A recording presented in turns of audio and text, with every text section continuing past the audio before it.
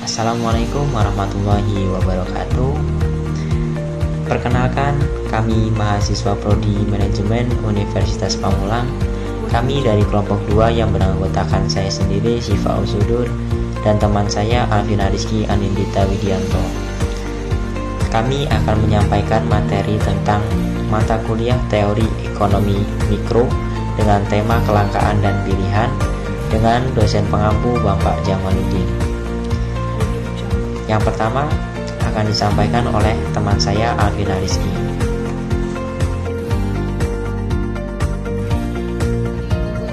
Kelangkaan atau scarcity adalah kondisi manusia yang memiliki sumber daya terbatas untuk memenuhi kebutuhan manusia yang tidak terbatas, atau terbatasnya sumber daya yang digunakan untuk memenuhi kebutuhan yang tidak terbatas. Ada dua hal yang perlu digarisbawahi di sini. Yang pertama adalah terbatasnya sumber daya yang digunakan, dan yang kedua kebutuhan yang tidak terbatas. Akhirnya ada kebutuhan yang tidak bisa terpenuhi, padahal kebutuhan seharusnya terpenuhi, dan inilah yang mengakibatkan kelangkaan. Dan kemudian, apakah yang menjadi penyebab kelangkaan? Penyebab kelangkaan ada 6. Yang pertama, keterbatasan sumber daya. Sumber daya dapat dikelompokkan menjadi sumber daya alam yang dapat diperbarui dan yang tidak dapat diperbarui.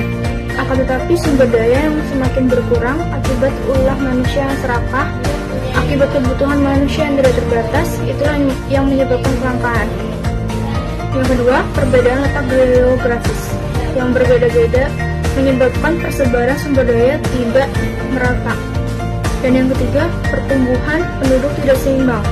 Laju pertumbuhan penduduk lebih cepat dibanding laju pertumbuhan produksi.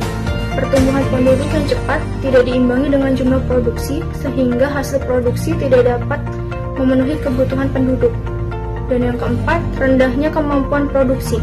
Kemampuan produksi berpengaruh terhadap ketersediaan barang dan jasa. 5. Lambatnya perkembangan teknologi.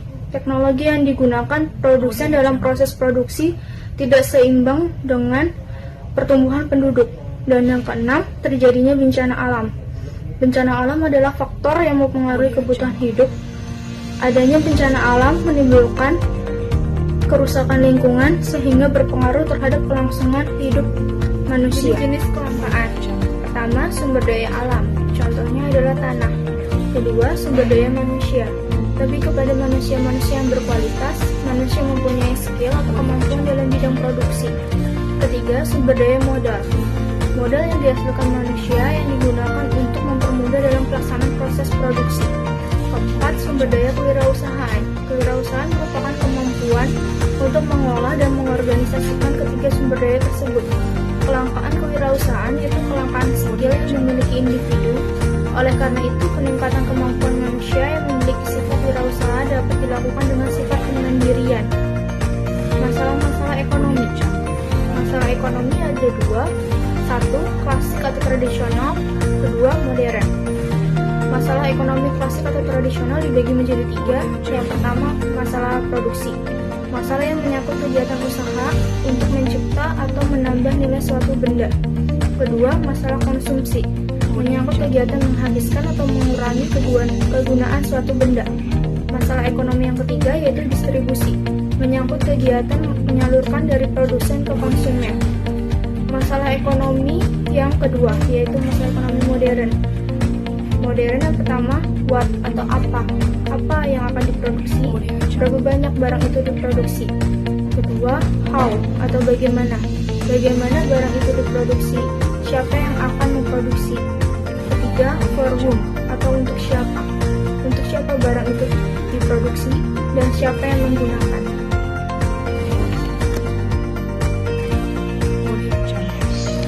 Yang selanjutnya adalah pilihan.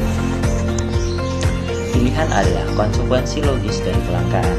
Setiap individu akan melakukan pilihan dari yang berbeda-beda sesuai dengan kondisi dan kapasitas sumber dayanya. Timbulnya kelangkaan membuat individu, perusahaan, dan masyarakat secara keseluruhan tidak dapat membuat semua yang mereka butuhkan, sehingga mereka harus membuat pilihan. Pada setiap saat kegiatan mereka harus menentukan pilihan terbaik dari beberapa alternatif pilihan yang telah dibuat. Pilihan-pilihan tersebut meliputi pilihan dalam mengkonsumsi dan pilihan dalam produksi. Pilihan dalam produksi pada umumnya harus diambil oleh perusahaan yang memproduksi alat pemuas kebutuhan dan pemerintah. Dalam memproduksi, sebuah perusahaan harus mampu membuat pilihan yang tepat terkait barang apa yang harus diproduksi, alat apa yang harus digunakan, serta sumber daya ekonomi apa yang dapat digunakan sebagai bahan baku. Pilihan ini harus diambil oleh produsen agar memperoleh keuntungan secara maksimal dalam menekan biaya produksi sekecil mungkin. Selanjutnya adalah pilihan mengkonsumsi. Sebuah pilihan hendaknya perlu didasari atas pertimbangan yang matang, baik dari segi penggunaan sumber-sumber daya ekonomi maupun dalam segi mengkonsumsi barang-barang yang dihasilkan. Manusia harus mampu memanfaatkan potensi sumber daya ekonomi yang dimiliki agar mampu mendatangkan manfaat serta kepuasan yang maksimal. Bila dilakukan dengan matang, maka hal ini dapat menentukan kualitas dan jumlah barang yang nantinya dapat dibeli. Tujuannya adalah agar sumber-sumber daya ekonomi yang tersedia digunakan secara efisien dan dapat mewujudkan kepuasan yang paling maksimal pada individu dan masyarakat. Terima kasih telah menonton.